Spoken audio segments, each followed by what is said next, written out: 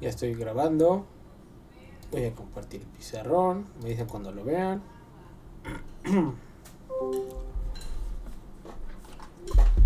Ya se ve. Ok. Ya se me conectó. Entonces, dudas de la clase pasada sí entendimos todo, ¿verdad? Entonces, la clase pasada todo esto estuvimos viendo lo que son variables reales nominales. Eh, Vimos el ejercicio de los salarios mínimos, de los salarios nominales, los salarios reales. Vimos esta idea de que a medida que aumenta la inflación se deteriora el poder de compra, y que una política de digamos, una inflación baja tiende a mejorar el nivel de la vida de los trabajadores. Vimos que es relativo, ¿no? O sea, eso sucede si, solamente si que el salario nominal crezca por encima de la tasa de inflación, ¿no? Entonces, una inflación baja no es una condición suficiente para garantizar una mejora del poder de compra de la gente. Tiene que subir el salario nominal.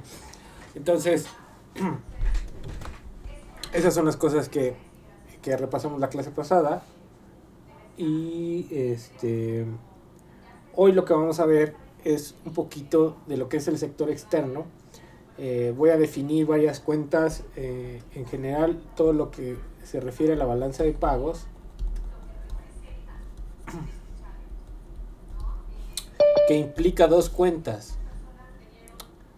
Y vamos a ver ahí un ejercicio, ¿no? Que implica dos cuentas. La primera, la cuenta corriente.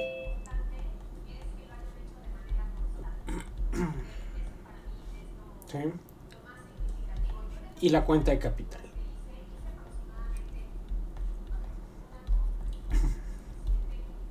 Entonces, podemos hablar en general de que el PIB podemos considerarlo en una economía cerrada o abierta. En una economía cerrada, pues estaremos hablando de una situación en que el PIB se determina por el consumo más la inversión más el gasto. Y en una economía abierta estaría determinado por consumo más inversión más el gasto más las exportaciones menos las importaciones. Entonces, esto hace referencia a una situación de economía cerrada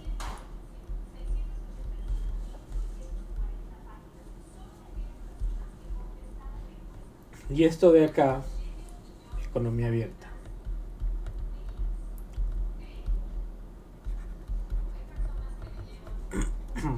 Entonces, cuando se abre la economía, ya tenemos que considerar no solamente la cuenta de bienes, sino una cuenta global en donde se ven la balanza de bienes y servicios, incluso de los servicios factoriales, y la balanza de los movimientos de capital. Entonces, cuando estamos hablando del PIB en economía abierta, esa exportaciones menos importaciones, estaría hablando exclusivamente de la balanza comercial, ¿sí?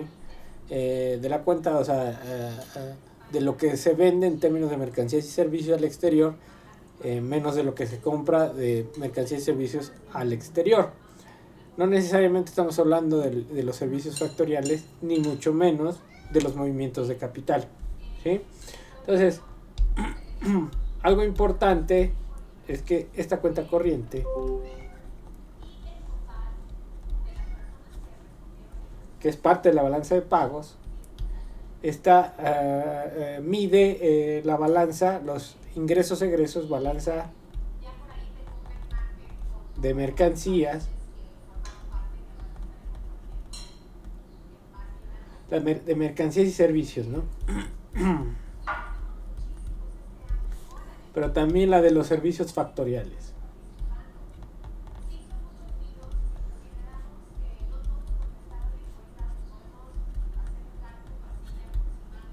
¿Sí? Y por otro lado, entonces, servicios factoriales tiene que ver con las entradas y salidas de divisas o de flujos de flujos de divisas, por el pago de los factores productivos, que eso ya lo más o menos lo mencionamos aquí. Entonces, aquí se van a contabilizar las ganancias de las empresas mexicanas en el exterior, los ingresos que tienen los trabajadores mexicanos en el exterior, ¿sí? Y que son enviados para el país. ¿Sí?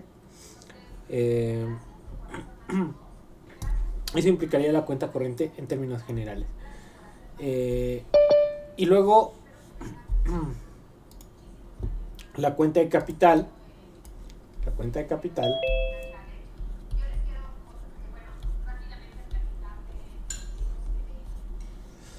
que va a considerar los flujos generalmente de inversión extranjera directa y de cartera. Algunas otras cosas que estarían aquí consideradas, pero nos vamos a focalizar en estas dos. En clases pasadas yo ya había definido más o menos qué onda con la inversión extranjera directa y no me acuerdo si de cartera. Pero en estas cuentas también lo que se están viendo son flujos de entrada y salida de capital, ¿no? Entonces, flujos y entradas de divisas al final de cuentas, que es lo que refleja esa balanza de pagos. La entrada o salida de divisas neta en los países, ¿no? Entonces, la YED, no me acuerdo si lo vimos, pero si no lo vimos, pues se compone de, en general la YED entra por nuevas inversiones,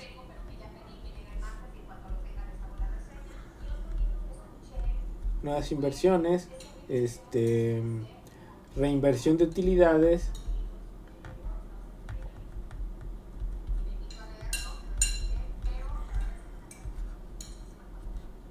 y préstamos o cuentas entre compañías.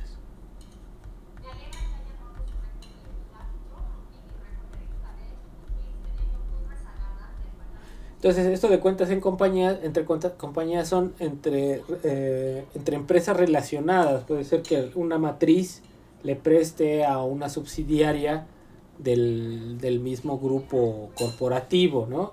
La reinversión de utilidades es aquellas empresas que siendo extranjeras, pues están reinvirtiendo esas utilidades en tal vez en expandir la capacidad productiva que tienen en el país.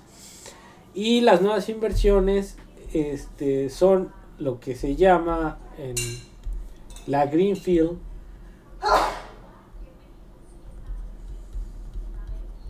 que serían esos nuevos flujos de capital de inversión extranjera que llegan al país, pero también aquí se contabilizan las fusiones y adquisiciones.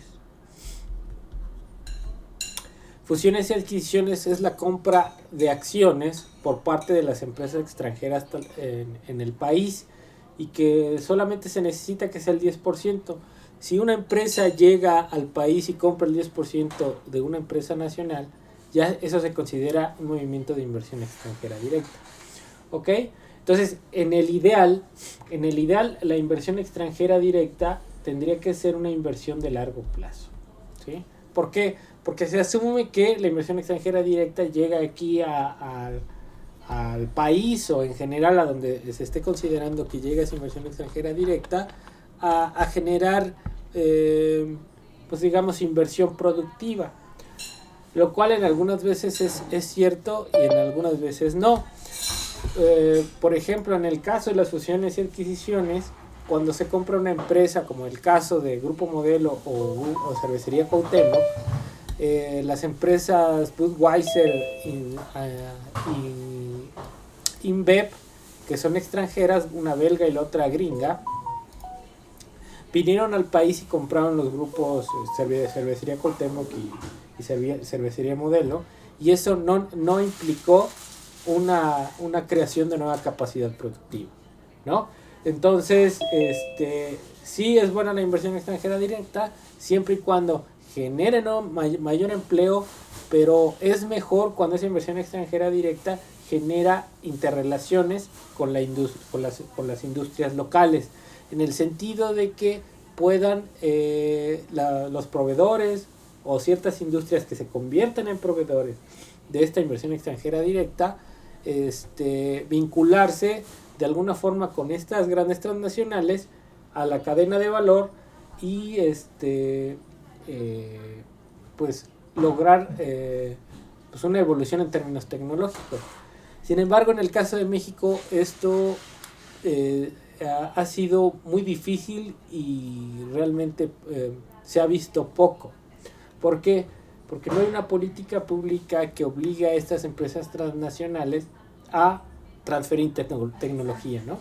En el caso de China, por ejemplo, la cuestión es distinta porque el gobierno planifica muy bien a qué industrias tiene que llegar la inversión extranjera directa y hay ciertas reglas en donde después de cierto tiempo lo que ahí llega, la tecnología o que llega por parte de los extranjeros pasa a ser propiedad del Estado.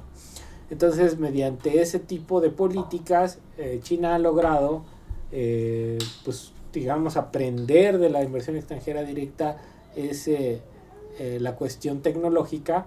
Ya ha logrado a lo largo de los años ir ellos creando su propia tecnología o apropiándose de esas tecnologías extranjeras. Entonces, si existe ese tipo de política industrial, pues es benéfico una inversión extranjera directa, ¿no? Si no, de la otra forma, pues eso solamente beneficia a las empresas externas que vienen aquí, operan con mano de obra con bajo salario y venden al resto del mundo, ¿no? Principalmente en el caso de México a Estados Unidos. Déjenme, voy a ir por un papelito. Permítanme.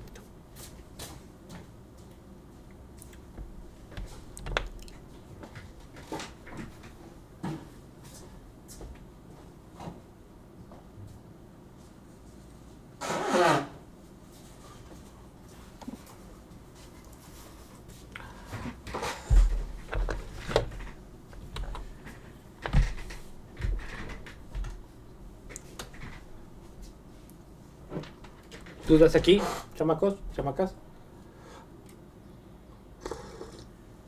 No, profe, todo bien. ¿Seguras,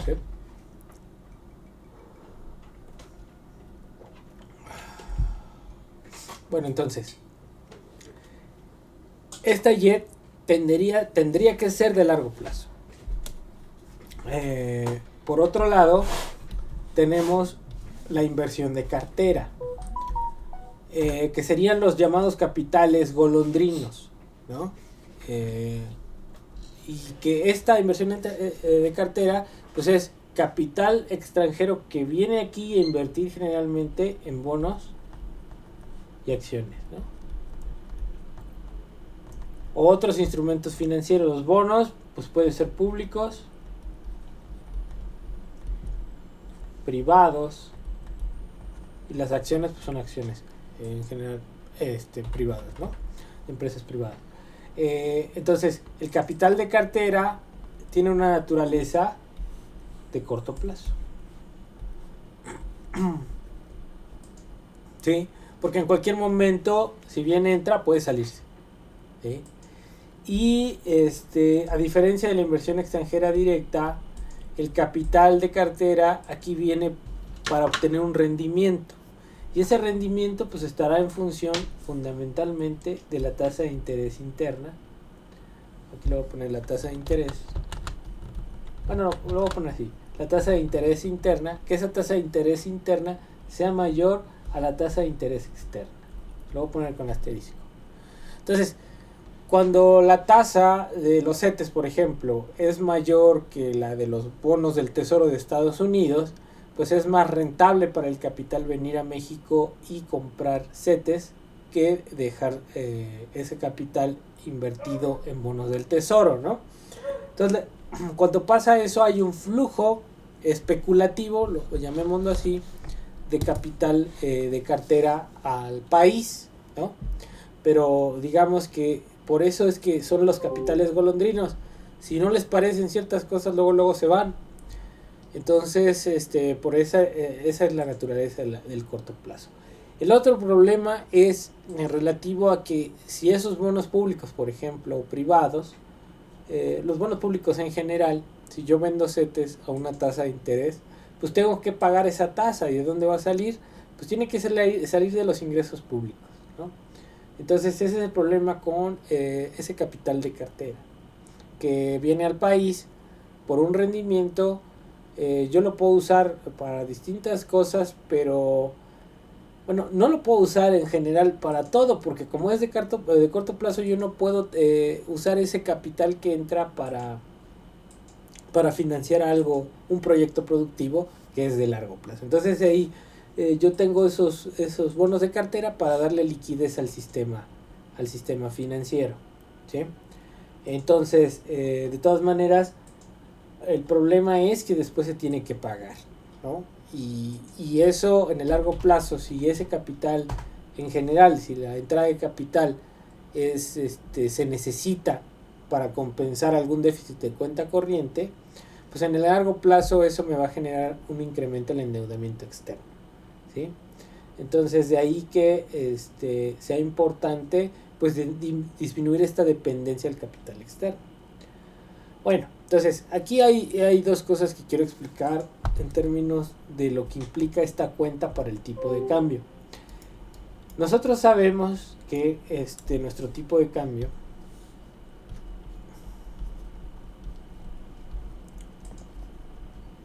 ahorita está más o menos como en 20 pesos por dólar, ¿no?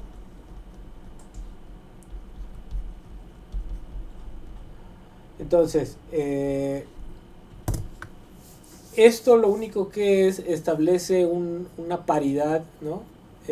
No una paridad, es una conversión de la moneda local en moneda extranjera. Pero también representa, y lo más importante, está determinado ahora por los influjos de capital que existen en el país, ¿sí? Entonces, por ejemplo, el tipo de cambio se aprecia cuando esa paridad cae. Entonces, por ejemplo, se aprecia, si el tipo de cambio se apreciara, implicaría que en lugar de 20 pesos, pues fueran 19 pesos. Entonces, cuando se aprecia el tipo de cambio, yo tengo que dar menos pesos por dólar. Y cuando se deprecia, yo tengo que dar más pesos por dólar. Implicaría, por ejemplo, que tuviera que dar 21 pesos por dólar. Entonces, apreciación, yo pago menos pesos por un dólar. Depreciación, yo pago más pesos por un dólar. Y esto, esta forma de decir apreciación, depreciación, tiene que ver con la forma particular de fijación o de determinación del tipo de cambio hoy. Ahora en el sistema cambiario está determinado, bueno, se llama que es un tipo de cambio flexible, ¿no? Tipo de cambio flexible. En el sentido de que está determinado por las fuerzas del mercado. Entonces, esta determinación de la paridad depende de la entrada de capital al país, ¿no? Entonces, si entra mucho capital, quiere decir que la demanda de pesos es mayor que la demanda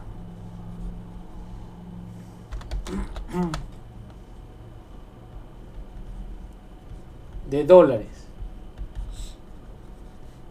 Y por lo tanto se aprecia la moneda.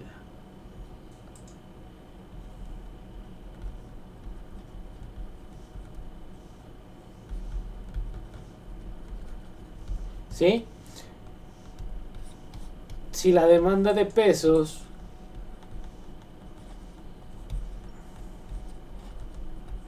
es menor que la demanda de dólares,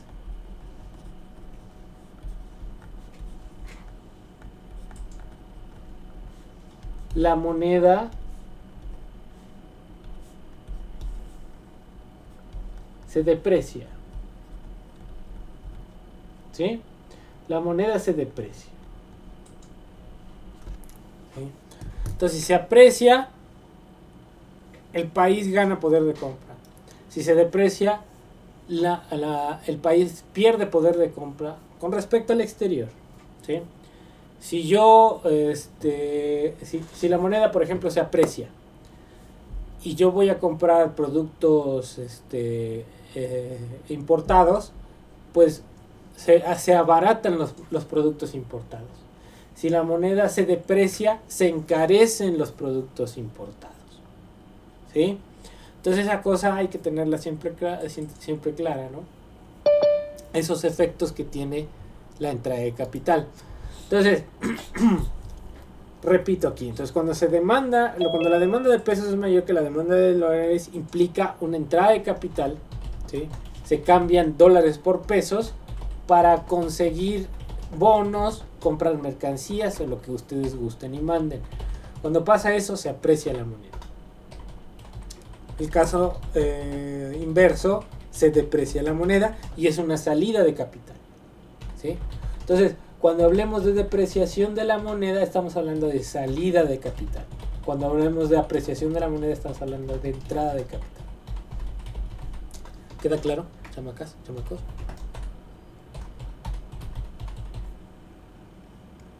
Sí, profe. Sí, profesor. Claro. Ok. Entonces, bueno, eso es lo importante, ¿no? Y aquí podemos referirnos, bueno, primero vamos a ir al Banco de México a ver esa cuenta para que vean cómo se construye esa balanza de pagos, estas dos cuestiones que están consideradas ahí, las mercancías, los servicios, el pago de los factores de la producción y los movimientos de capital. Entonces voy a dejar de compartir el pizarrón y les voy a compartir el internet, ¿no? Entonces ahorita ahí voy a aparecer en el Banco de México. ¿Ahí están viendo, niñas? Sí, profe. Sí, profesor. Ok. Entonces me voy a meter a las estadísticas. Aquí estoy en estadísticas, estoy en la página del Banco de México. Y me voy a ir a la base de datos. El sistema de información económica. ¿Sí? Y me voy a ir acá a balanza de pagos. Después de aquí, me voy a ir aquí a la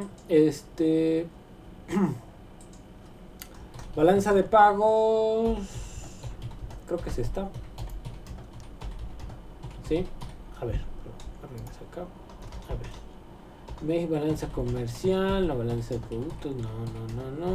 Aquí está, balanza de pagos. Voy a ir a la nueva presentación de 2006. Fíjense aquí. A ver, ahí están viendo. Sí. Ok.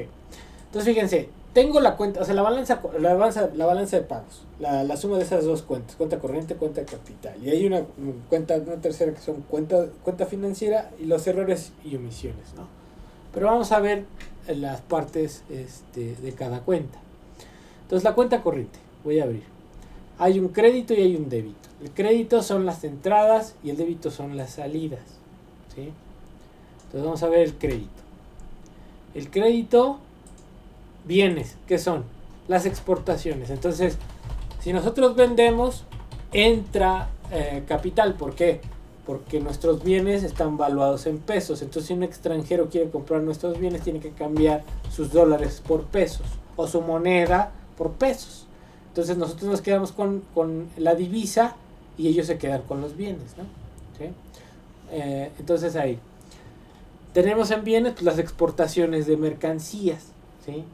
Y aquí tenemos el valor, que está estos millones de pesos. Bienes adquiridos en puertos por medio de transporte. Tenemos B, que son los servicios, que son transporte, viajes, seguros, pensiones, servicios financieros. Entonces, si los extranjeros vienen acá, pues ellos hacen uso del servicio de transporte o se hospedan en un hotel. Entonces ahí están comprando un servicio, ¿no? O incluso pueden pedir un crédito y eso sería un servicio financiero, ¿no?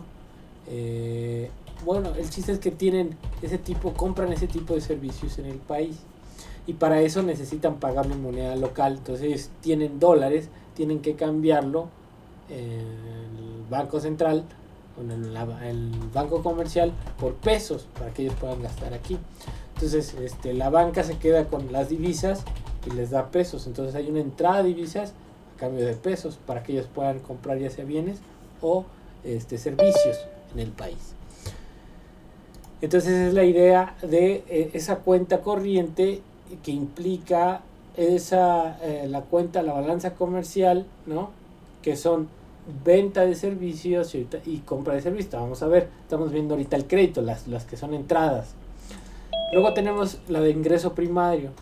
Y aquí vamos a ver las utilidades y dividendos de las empresas que están operando en el extranjero. Entonces, esos utilidades y dividendos pueden regresar al país, ¿no? Igual que la cuenta de los ingresos secundario, donde están las remesas, ¿no? Y eso ya son pagos de los factores de la producción. Cuando estamos hablando de utilidades y dividendos, pues son los ingresos que las empresas están generando en el extranjero, y como factor capital es un pago a ese factor de la producción. Mientras que las remesas pues también son un pago del factor trabajo de los trabajadores mexicanos que están en el exterior. Entonces ese tipo de ingresos aquí están concentrados, ¿no? Entonces tenemos una parte, el pago por bienes y servicios, y el otro, el pago por los factores de la producción nacionales en el exterior, ¿sí? Entonces, ¿aquí hay alguna duda, niñas, niños? ¿Alguna pregunta? No, profesor. ¿Ya se durmieron? ¿Ya no les importa la vida?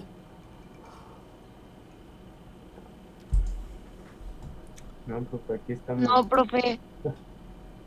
Ok, ahí como que, pues más o menos, como que sí les importa la vida. No funciona mi computadora, lo puse en el teléfono, pero el teléfono no quiere agarrar el audio. Que la Por eso no contesto. ¿Y cómo ahorita se escucha, verdad? Se me hace que hay algo raro, No, es que como que no quiere agarrar. A veces sí abre y a veces no. Dice que tiene falla, quién sabe qué. Entonces por eso estoy intentándolo a cada rato. Pero aquí estoy. Bueno, órale pues. Bueno, no hay duda, estoy explicando esa cuenta. Ok, no hay ningún problema.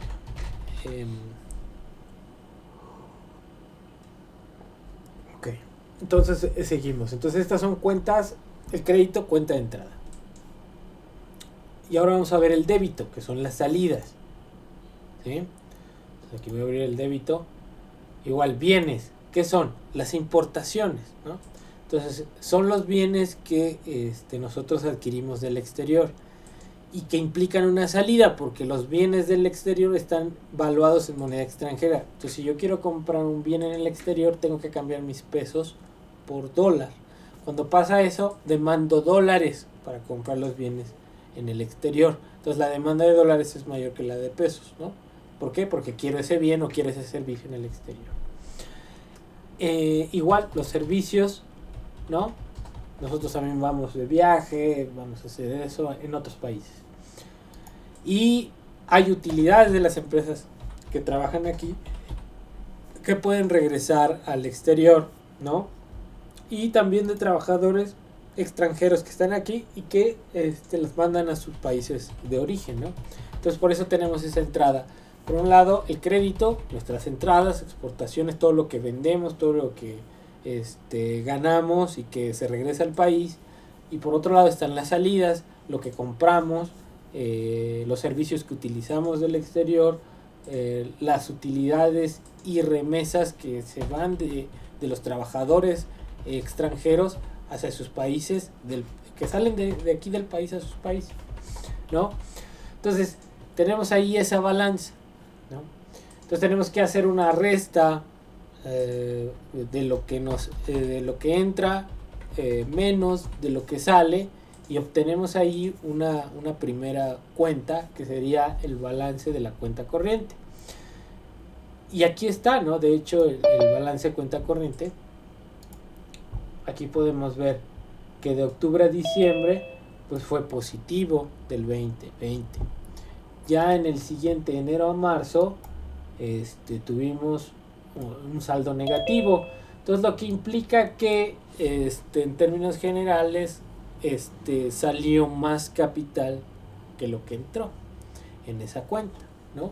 Entonces cuando tenemos ese signo negativo implica que o compramos más de ciertas cosas o los factores de la producción que operan aquí ganaron más y sacaron más capital al exterior. Por otro lado, pues tenemos una cuenta de capital, ¿sí? ¿Sí? Pero la cuenta general es la cuenta financiera, ¿sí? Que estamos aquí. Y aquí era lo que les contaba, la inversión extranjera directa, ¿sí? Y aquí también vamos a tener la de cartera, ¿sí? Entonces igual aquí en esta cuenta financiera vamos a tener adquisición de pasivos, ¿no? Aquí se va a netear lo que el capital, la inversión extranjera que entra y la que sale, ¿no? Entonces podemos tener en algunos sentidos igual algunas empresas mexicanas que van a invertir en otros países y eso es una salida. Entonces tenemos que ir neteando esas cuentas para poder ver cuál ha sido el efecto neto de ese movimiento de capital. Por otro lado, por ejemplo, tenemos también la inversión de cartera, que está aquí. Y que hay, por ejemplo, adquisición de activos. Eso es cuando aquí piden prestado, ¿no? Y pasivos netos cuando nosotros estamos pidiendo prestado, ¿no? Entonces, es cuando nosotros estamos pidiendo prestado, que estamos generando un bono o algo así, entra capital, ¿no? Entonces, ese tipo de cosas son las que se están viendo en esta cuenta. Y era más o menos la estructura que les estaba comentando en el pizarrón. Entonces ahí tenemos esos dos tipos de inversión, la inversión extranjera directa y la inversión de cartera. Y hay flujos de entradas y de salidas, ¿no? En general, teóricamente, la cuenta financiera en general tendría que compensar los déficits de cuenta corriente. Entonces, el déficit de cuenta corriente, los déficits están mal dicho. El déficit de cuenta corriente, entonces si hay un déficit de cuenta corriente en la cuenta de mercancías, servicios y servicios factoriales, tendría que haber un superávit en la cuenta financiera. ¿Por qué? Porque toda compra la tengo que financiar con algo. Entonces, si compré más de lo que vendí, tengo que pedir prestado para compensar esa compra. Entonces, por eso es que un déficit de cuenta corriente tiene que ser compensado con un superávit de cuenta de capital. ¿Sí? Entonces, ¿hay alguna duda, chamacos? O sea, esto es para que vean que aquí está la cuenta, más o menos que tengan una idea de cómo se construye. Y aquí estamos hablando ya del sector externo. Y cómo este sector externo va a afectar, por ejemplo, el tipo de cambio, ¿sí? Y el tipo de cambio es muy importante en una economía como la mexicana, porque muchos de los productos que consumimos son importados. Entonces, a nosotros como consumidores nos conviene que el tipo de cambio se aprecie, ¿sí? Porque si se aprecia, nuestro dinero vale más en el exterior y la compra de artículos o de importaciones se hace más barata. Sin embargo, si se dan cuenta, el hecho que se abarate la mercancía del exterior hace que aumente la importación en relación a las exportaciones. Entonces eso llevaría a que la cuenta corriente se haga deficitaria. Entonces son cuestiones que siempre hay que considerar en términos de lo que es bueno o malo, ¿no? ¿Qué es bueno, qué es malo? Pues depende de si eres consumidor, si eres un productor o a nivel país, ¿no? Es bueno que se haga barato, que podamos importar, pues para los consumidores sí, pero para el país en su conjunto no. ¿Por qué? Porque si yo estoy importando más de lo que exporto, a la larga eso me va a acarrear un crecimiento de la deuda, porque yo tengo que financiar esa compra de bienes en el exterior con un préstamo externo. Y ese préstamo externo va a generarle intereses al que me está financiando. Y esos intereses los tengo que pagar, ¿no? De lo que estoy generando aquí a nivel doméstico. Entonces a la larga eso es una carga, ¿no? Es el problema del endeudamiento, ya sea que sea en moneda local o en moneda extranjera. Entonces yo puedo tener un indicador de lo que yo podría considerar un país exitoso en términos de su competitividad, y ese indicador pues tiene que ser la cuenta corriente, no hay más. La cuenta corriente a mí me puede explicar si es un país exitoso en términos productivos, ¿no? Puede ser, por ejemplo, que en el caso de Estados Unidos puede ser considerado como un país exitoso, sin embargo en términos productivos ya ha quedado rezagado, ¿no? De los países más exitosos en términos de exportaciones, un exportador neto como China o por ejemplo Alemania, ¿no? Son países exitosos porque sus estructuras productivas son muy competitivas. Estados Unidos ha caído su competitividad y está en una fase de, de debilidad de su economía productiva. Entonces, ellos, sus economías se sostiene no del lado de la producción real, sino del lado de la producción de productos financieros. Entonces, como tal, Estados Unidos es poderoso ahora en la industria financiera, no tanto en la industria productiva. Sin embargo, eso está menguando esa, digamos, hegemonía global que tiene Estados Unidos, ¿no? Una de las cosas importantes es que Estados Unidos en su cuenta corriente es deficitario y depende del resto del mundo. Entonces, cuando eres deficitario en la cuenta corriente, estás dependiendo de los productos que hacen afuera para que puedas subsistir, ¿no? Y ese es el problema, hay una dependencia del exterior, ¿no? En el caso de la economía mexicana, pues también nosotros hemos sido estructuralmente dependientes, ¿no? Tenemos una cuenta corriente deficitaria, estructural, y eso nos hace dependientes de la entrada de capital. Entonces, ese es un problema. Entonces, un indicador del éxito de los países tendría que ser una cuenta corriente superavitaria. Pero que esté fundamentada también, y eso es importante, en la exportación de bienes manufacturados, no solamente de bienes, por ejemplo, primarios, como podrían ser minería, de productos primarios, minería, el petróleo, ¿no? Sino que ya sean productos industrializados, ¿no? Entonces, esa es, por ejemplo, una de las cuestiones. El problema de la economía mexicana, que no hemos sido capaces de transformar nuestra estructura productiva para ser competitivos a nivel internacional y tener productos mexicanos en el exterior. No tenemos productos mexicanos, producimos coches que son de otras nacionalidades y que aquí nada más se ensamblan ciertas cosas y se exportan. Aquí nada más el aporte es mano de obra, ¿no? Pues de la maquila, del sector maquilador, nada más ensamblamos y se exporta. Pero no hemos sido capaces de participar en esa cadena de una manera más intensiva. ¿Y a qué me refiero con más intensiva? Que no solamente pues ensamblemos el coche, sino que hagamos el motor, hagamos el chasis, hagamos las llantas, ¿no? Eso no se ha logrado y por esa razón somos dependientes, importamos muchos de los insumos que se necesitan para producir esos bienes.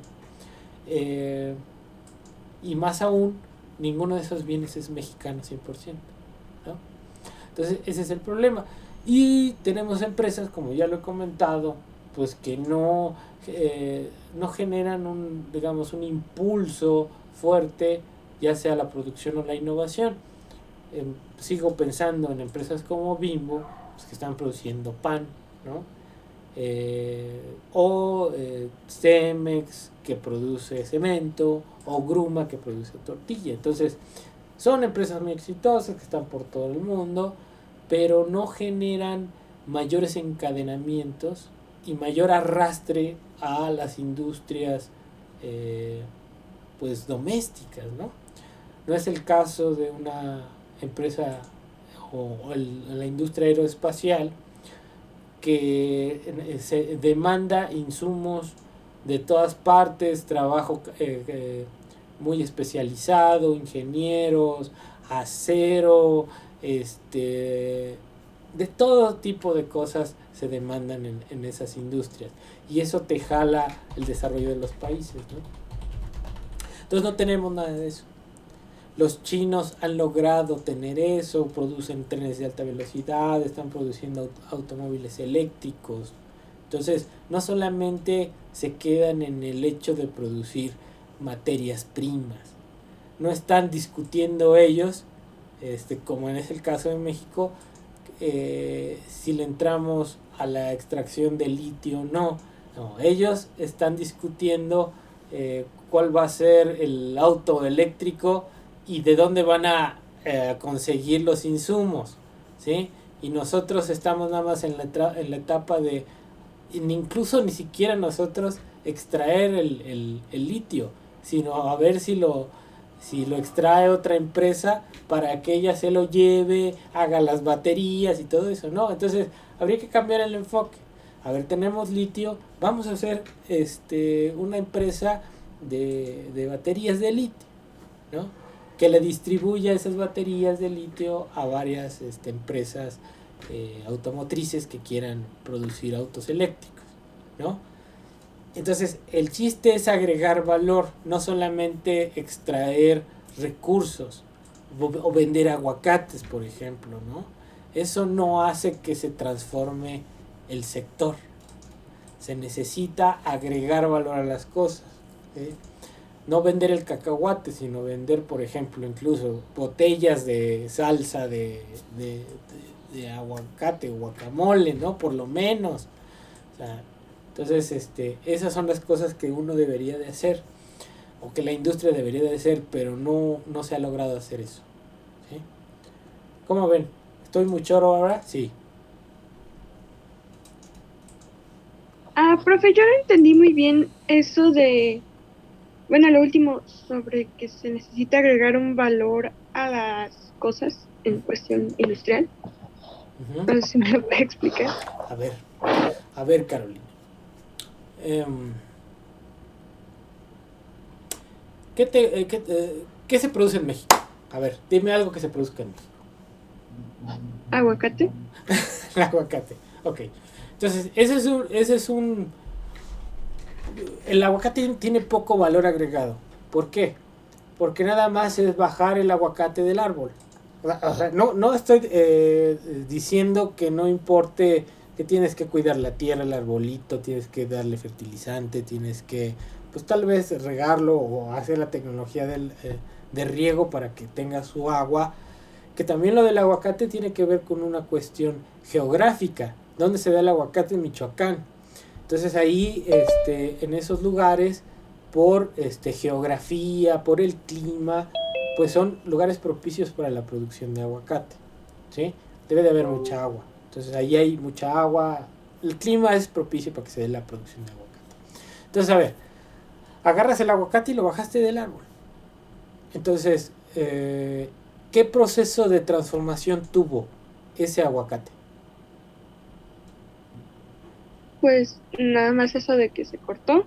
Lo más que se puede es que, pues, lo demás sea que se lave y que se empaque. Que le pongas un moñito, le pongas una etiqueta y ya, ¿no? O sea, el trabajo es, por ejemplo, ¿qué aguacates mandas a Estados Unidos?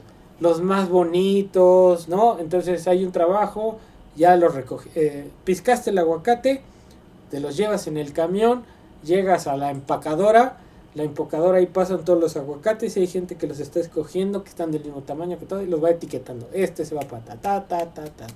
Ya los mandas y vendes el aguacate, pero no lleva mayor proceso. Entonces el valor agregado que tienes ahí es muy poco. En cambio, por ejemplo, si vas a hacer en lugar si vender el aguacate solo, vas a vender guacamole preparado ya en botella de vidrio. Entonces eso implica no solamente que agarres el aguacate, que lo limpies, lo clasifiques y lo empaques. No, ahora implica que vas a bajar los aguacates, que va a haber un proceso ahí, vas a hacer tu guacamole, que necesitas producir botellas, que necesitas un etiquetado, que necesitas conservadores, que necesitas agregar un procedimiento mayor para tu producto. El producto ya no va a ser aguacate, va a ser guacamole enlatado. Entonces, allí hay un proceso de valor agregado mayor, ¿sí? Eso es agregarle valor. Eso es agregarle valor a las cosas, ¿sí? En lugar de vender el aguacate, pues te pones a hacer una crema de aguacate, crema para la gente, para que se le ponga en la cara, no sé, ¿sí? Entonces ahí hay un proceso mayor, ¿sí? Y no solamente el proceso, sino también hay, pues ya hay intelequia, ¿no? El cuate que se le ocurrió hacer una crema con aguacate. Entonces, porque tiene ciertas propiedades, entonces va a ser ahí una cuestión química, entonces ya hay una patente, ¿no? La crema de aguacate Chuchito Pérez. Entonces eso ya, en sí ya es un proceso con un mayor agregado, ya no es el aguacate per se, sino la fórmula que requiere el insumo aguacate para producir esa crema que después se exporta a Estados Unidos y que se vende en un determinado precio, ¿sí? Entonces eso es agregar valor, eso. No es vender el acero, ¿no? Es producir el chasis del coche que necesita el acero. Entonces ahí hay un proceso de transformación previo antes de mandar el acero. No sé si me explico ahí, chamacos. Ahí, Carolina. Sí, profesor, muchas gracias. ¿Sí? Entonces, ¿cómo ven? ¿Ya se aburrieron? Sí. A ver, entonces. Ahora, a ver. La próxima semana, ahorita vamos a hacer un ejercicio rápido, pero la próxima semana, a ver, el miércoles no los voy a ver porque les voy a dejar que vean otros. Ya vamos a cerrar este tema, que son los 5 videos que abrimos, y voy a abrir otros ya de la parte teórica. Entonces quiero que de aquí al lunes ustedes vayan a revisar esos videos que voy a habilitar, que ya van a ser de otro tema. Entonces nos vamos a ver hasta el lunes. Ya con esos videos ustedes los van a revisar. Entonces sí les encargo que revisen eso, porque ya vamos a cambiar el tema. Entonces, bueno, queda claro, nos vamos a ver el lunes. Ustedes tienen que revisar esos videos y ya van a traer dudas de esos videos. Yo quiero aquí explicar cuestiones relativas. No quiero repetir los videos, sino quiero explicar las dudas que tengan de lo que hayan visto, ¿no? De lo que hayan apuntado o como lo hayan hecho ustedes. Y seguimos, ¿no? O sea, ahorita como hemos estado, nos hemos visto diario. Ahorita pongo los videos, ¿no? Ustedes los revisan. Nos vemos el lunes, en la próxima semana, el miércoles, ya así, hasta que agotemos el tema y volvamos a liberar más videos. Entonces quiero seguirle así, porque creo que ustedes tienen que hacer el esfuerzo por entender esos videos, y yo aquí por explicar después los videos y las dudas que tengan referente a eso, ¿vale? Entonces ahorita lo único que vamos a hacer es volver a hacer un ejercicio con las cuentas, nada más para ver, por ejemplo, los países en términos de la cuenta corriente, aquellos que son superavitarios y los deficitarios. ¿Sí? Entonces, ¿les queda claro o no, chamacos, chamacas? Sí, profesor. Sí, profe, todo bien. Ahora, ¿cuándo acaba el semestre? Creo que en diciembre o en noviembre. En noviembre. El 26, creo. Ok. Yo creo que nosotros tenemos que hacer un examen como por ahí del, de la semana del 3 de octubre. ¿Ok? Sí, profesor. Sí, profe. Ok. Profe. Entonces, bueno, les estoy diciendo, ahorita los más o menos ahí, vamos a ver si llegamos, pero sí, más o menos a esa semana vamos a hacer un examen ahí, el primer parcial va a estar por ahí. Entonces, ¿de qué va a venir? Pues de lo que lleguemos ahí. Ok. Entonces tenemos que hacer, tengo que mandarles la guía y tenemos que ir resolviéndola. Entonces vamos a ver cómo le hacemos. ¿Sale? Le tenemos que meter acelerador. ¿Cuándo acaba el semestre? Ahí lo tiene el a ver, déjenme, aquí lo tengo. Es... en noviembre acaba. Pero todavía hay... A ver... exámenes. Entonces... acaba el semestre acaba como el 12 de diciembre. ¿Sí? Entonces... acabamos en... a ver, tenemos que acabar ahí por ahí en noviembre. Para no irnos tan lejos. ¿Sale? Entonces vamos a ver. Vamos a hacer el ejercicio aquí ahorita. Esperen. A ver, aquí hay algo en el chat. Ah, sí, Liliana, sí, subo los videos. Quería acabar este tema para ya subirlo. Entonces, vamos a ver. Voy a dejar de compartir. Y voy a compartirles otra vez en la internet. Ah, pues la estaba compartiendo en internet, ¿verdad? Tarado soy. Ok. Fíjense, me voy a ir al Banco Mundial.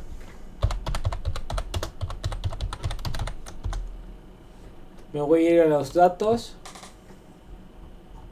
Me voy a ir al Data Bank. Le pico aquí cualquiera para abrir. ¿Sí?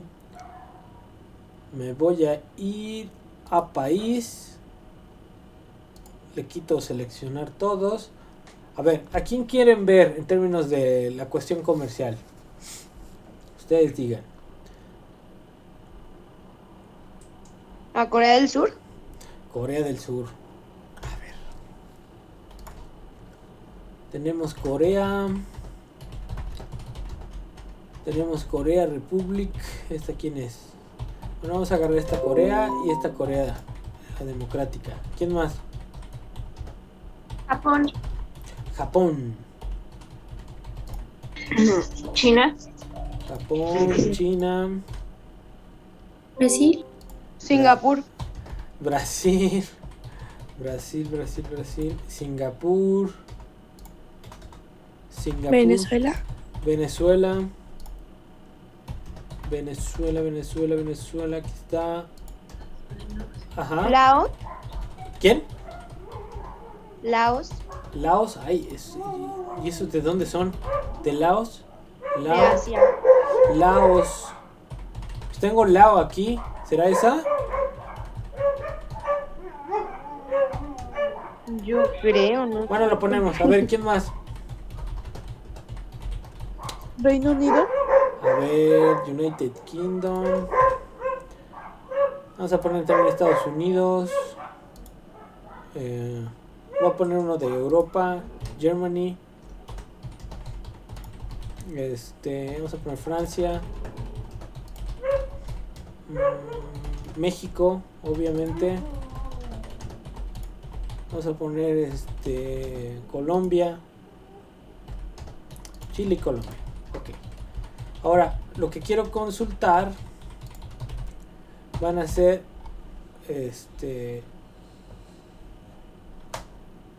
exportaciones. Estoy buscando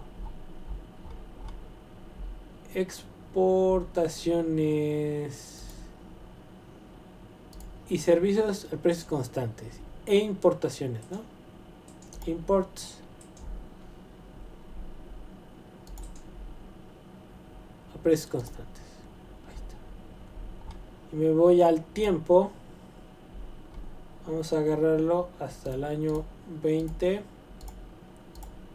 Vamos a agarrarlo desde los 90.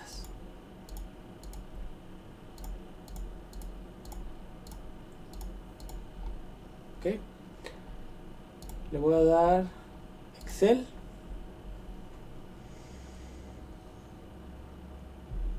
Pero a ver, creo que le tenía que aplicar. Ok. Lo voy a volver a bajar. Excel.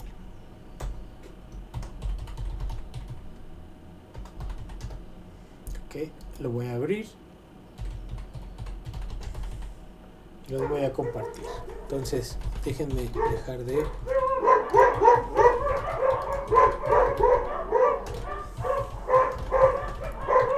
Y comparto el Excel. Ustedes me dicen, ¿sale? ¿Están viendo? Ok, Ok. profesor. Entonces, aquí voy a meterle un filtro, nada más para elegir importaciones y exportaciones. Entonces voy a quitar todo esto y me voy a exports. Ahí se escuchan a mis perros, están locos, Y aquí imports. Nada más quiero estos dos. Voy a llevar estas series para el otro lado. Y vamos a ver.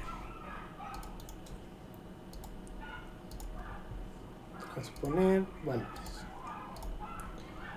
Entonces tengo, fíjense, exportaciones. Voy a quitar aquí. Eliminar.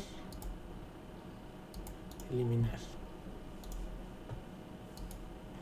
Ok, entonces tengo esta democrática, no la tengo, entonces voy a eliminar estos que no tengo. China no tengo datos. Voy a quitar los datos de China. Laos, pues tengo pocos datos. Venezuela no tengo los últimos. Voy a quitar los de Laos. Son muy pocos. Bueno, los dejo. Quito Corea. Quito China. Quedamos que dejamos a Laos. Entonces tengo, fíjense, exportaciones e importaciones. Aquí tengo las importaciones. Y aquí están las exportaciones.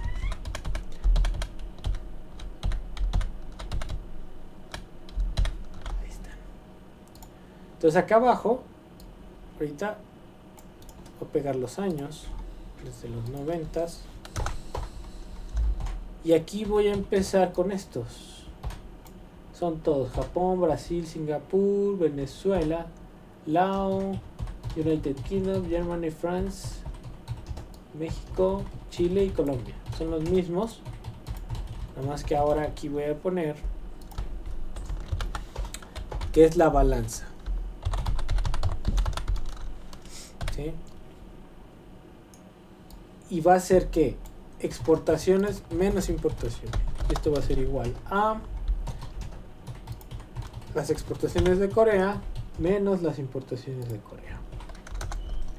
Pues ahí la tengo.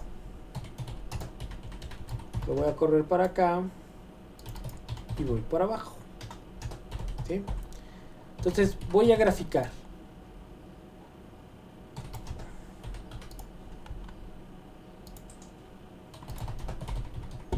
Ok.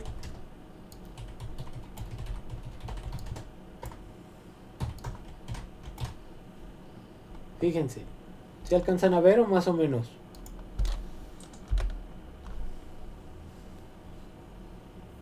Sí, profesor, sí se ve. Sí, profe, sí se va. A ver, fíjense. Sí, profe. Esta de aquí, este es Estados Unidos. ¿Sí? Y es lo que les decía. Fíjense desde cuándo, desde el 98, 99, la balanza comercial de Estados Unidos se ha venido deteriorando. O sea, ¿qué quiere decir? Que ya son deudores netos del mundo. ¿Sí? Son importadores netos. Entonces, en la crisis, ya 2020 ahí se ve el efecto de la crisis, ¿no? Pero si quitamos ese último año, pues podemos ver esa digamos, esa tendencia. Lo voy a dejar hasta 2018, vean. ¿Sí?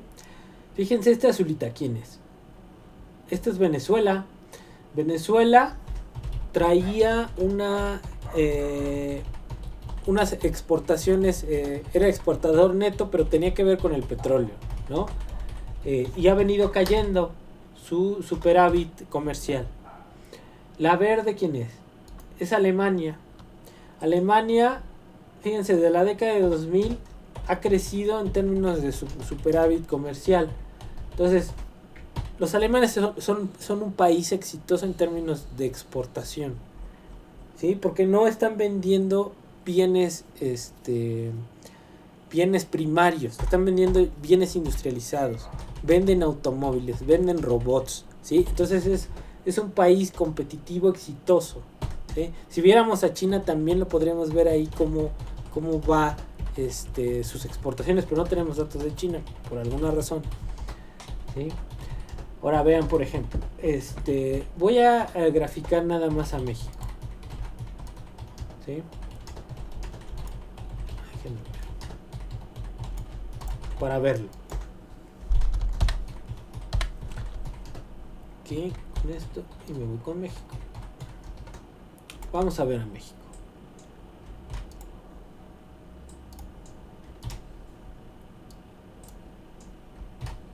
Esto es México.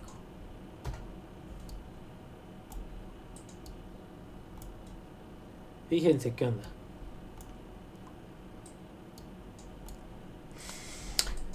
Aquí tenemos en 94 la crisis y después un superávit que se debe a la crisis.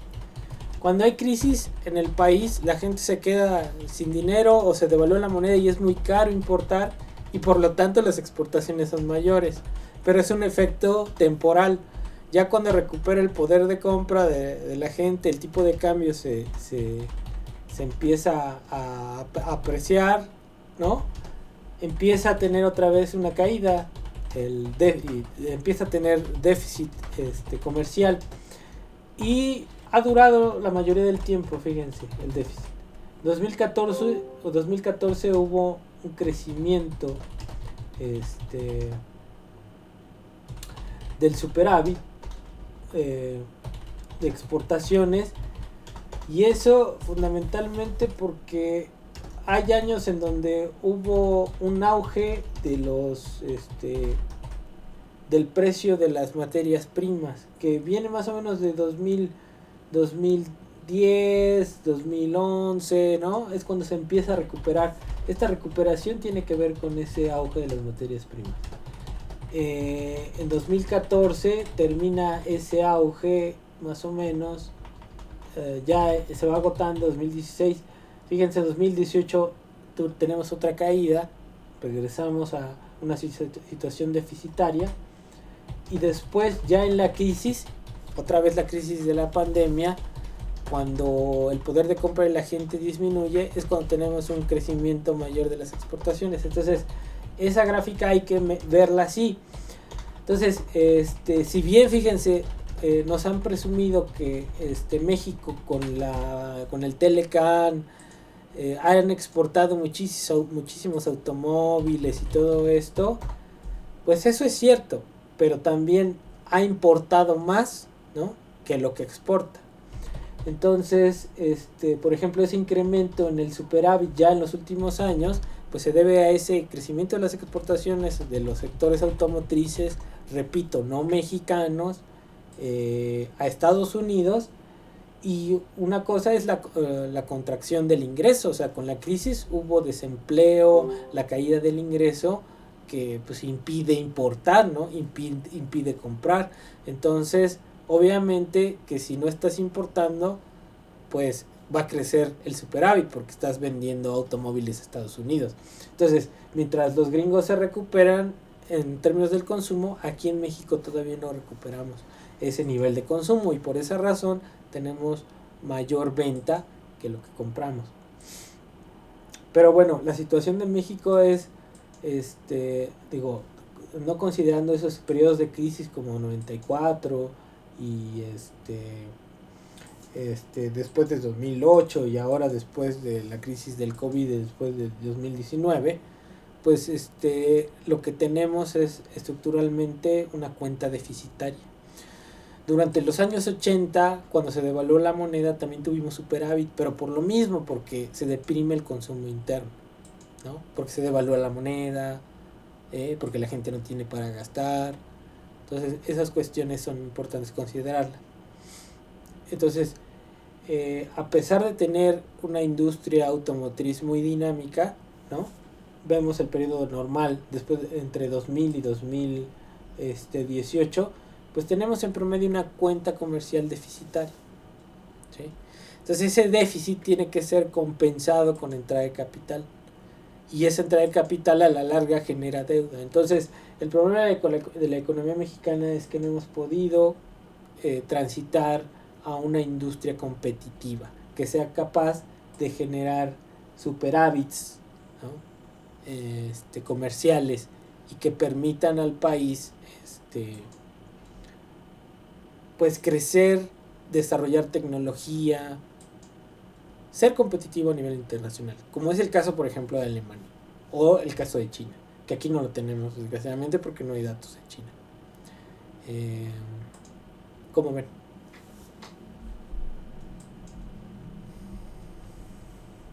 Todo bien, profe. Todo bien.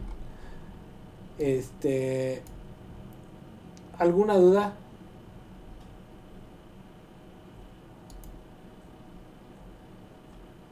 Aquí está Japón. Japón es superavitario. Empezó a ser igual como Alemania, más o menos a crecer. Es superavitario menos que Alemania y está ahí más o menos como que en equilibrio, ¿no? A diferencia de Estados Unidos, ¿no? Que es de los que más dependen de la producción externa.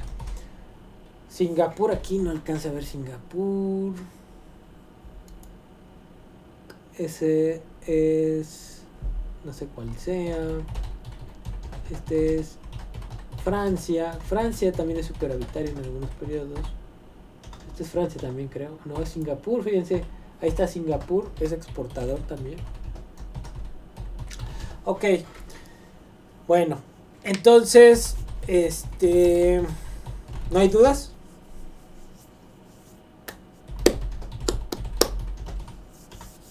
No, profe. No, profe. ¿Todo bien claro?